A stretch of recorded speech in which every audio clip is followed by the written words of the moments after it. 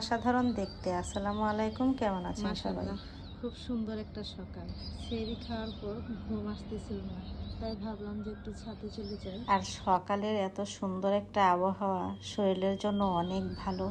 আমার এত ভালো লাগতেছিল, ভাবলাম আপনাদের সঙ্গে একটু শেয়ার করি। আর ছাদে আসলে মনে হয় কি গ্রামীণ একটা পরিবেশ, মনে হয় যে গ্রামে আছি, গ্রামের একটা পরিবেশ পাচ্ছি এরকম। চতুর্দিকে গাছপালা ভর্তি, সবুজে ঘেরা, আর দেখে মনে হয় কোনো পাহাড়ি এলাকায় আছি। এই সকালবেলা পাখির কিচিরমিচির ডাক কার কার ভালো লাগে? কলেজের এই ফাঁকা জায়গাটায় একসময় গাছ দিয়ে ভর্তি ছিল, অনেক বড় বড় গাছ ছিল, আম গাছ, কাঁঠাল গাছ। ওগুলা কেটে আরও অন্যান্য গাছ ছিল, সবগুলা গাছ কেটে এখানে এখন সবজি চাষ করা হয়। দেখতেও ভালো লাগে, একদম পুরাই জঙ্গল ছিল এই জায়গাটায়। এখনও অনেক গাছগাছরা আছে, কিন্তু আগের মতো না। ওই যে দূর থেকে ওই যে দেখা যাচ্ছে গাছগুলা, ওগুলা সব কুমুদিনী কলেজের গাছ। পাখির কুহু কুহু ডাক কার কার কাছে ভালো লাগে? আমার কাছে না অনেক ভালো লাগে।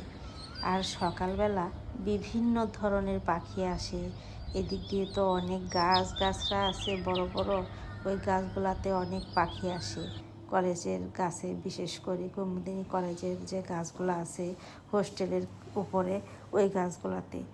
আর হচ্ছে ছাদে আসলে দেখা যায় যে কিছু পাখি ছাদেও বসে থাকে, ওই যে দূর থেকে একটা দেখা যাচ্ছে, কাছে গেলেই চলে যাবে, এজন্য আমি দূর থেকে দেখানোর চেষ্টা করছি।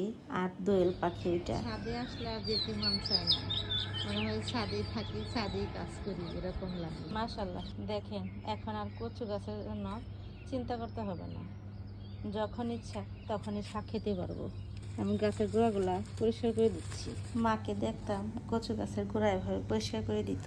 লতাও খাওয়া যাবে, কচু শাকও খাওয়া যাবে, আর আমার কচু শাক লতা খুবই পছন্দ। বাসার সামনে লাগাইতে পারি না, চুরে নিয়ে যায়। এই দুঃখেই বাসার সামনে অনেক জায়গা থাকতেও কিছুই লাগানো হয় না। আমার কাছে কচুর যে ডাঁটা আছে না, কচুর ডাঁটার চেয়ে কচুর পাতা বেশি ভালো লাগে। কচুর ভেতরের কচি পাতাটা খেতে অনেক মজা লাগে, আর ভর্তা খেতেও মজা লাগে, আর কোনো কিছু দিয়ে রান্না করলেও মজা এই লাগে। যে আরেকটার মধ্যে নতুন করে লাগানো হয়েছে, তারপরে এই যে ওই পাশটায় আছে।